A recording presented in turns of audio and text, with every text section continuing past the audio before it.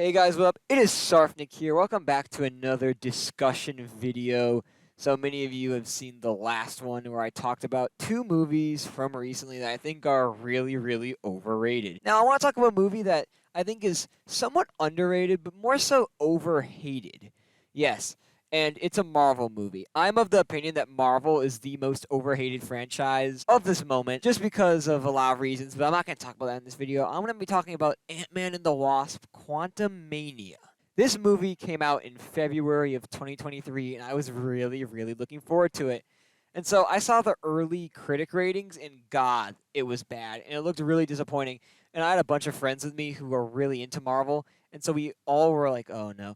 And we all went into the theater on a Friday night, a lot of us, and some of the people there with us weren't even Marvel fans. They just wanted to see the movie with us, and we watched it, and we laughed so much. We had such a good time. We really enjoyed it, and we honestly, if you asked us, we gave it an 8.5 out of 10. It was a solid movie.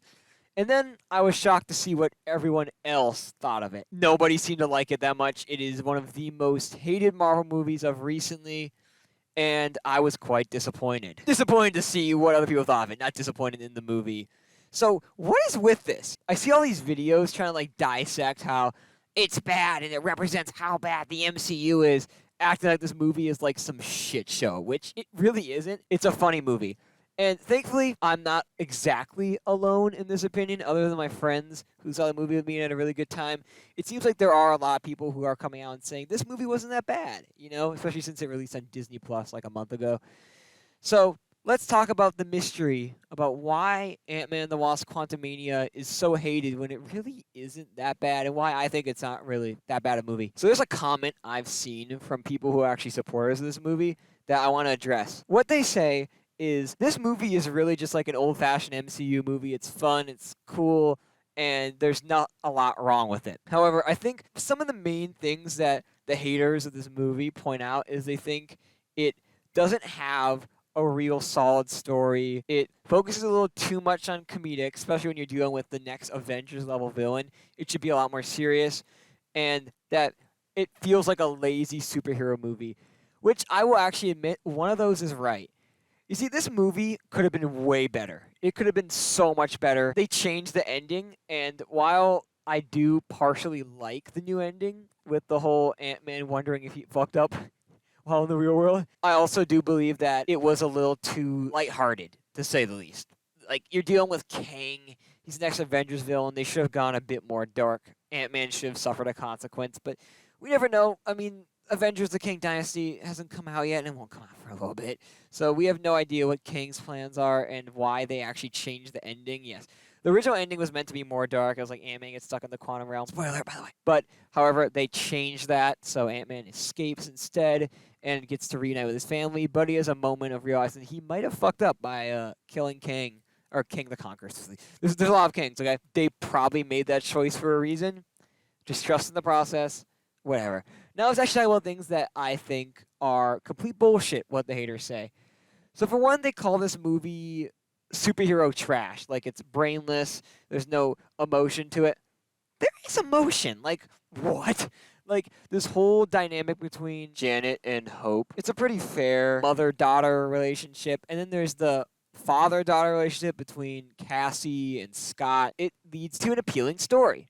But the main part of this movie is it is an Ant-Man movie, which I feel like a lot of the people who are hating on this movie aren't actual Ant-Man fans. They're more fans of like the MCU. They're people who sip over like Doctor Strange and like regular Avengers content. So they were expecting like an average Avengers movie, and they went to see an Ant-Man movie. Ant-Man movies are meant to be funny. They're meant to make you laugh. Don't be shocked if a movie about Ant-Man traveling to a realm that's like between molecules is funny. You know what I mean?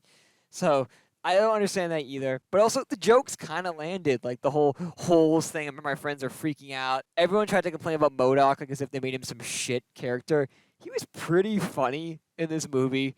The only thing I didn't like is MODOK was technically an already established character, just reworked into MODOK instead of like a new character. I thought it would have been cooler if they had like MODOK as like a new character alongside Kang to be introduced as a villain, you know? Having him like already know Ant-Man was not my favorite storyline.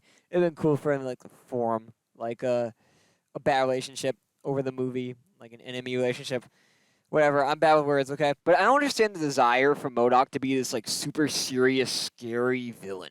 This is an Ant-Man movie. I think it's okay to have him be some guy who's just confused about who he is and wants to end up redeeming himself.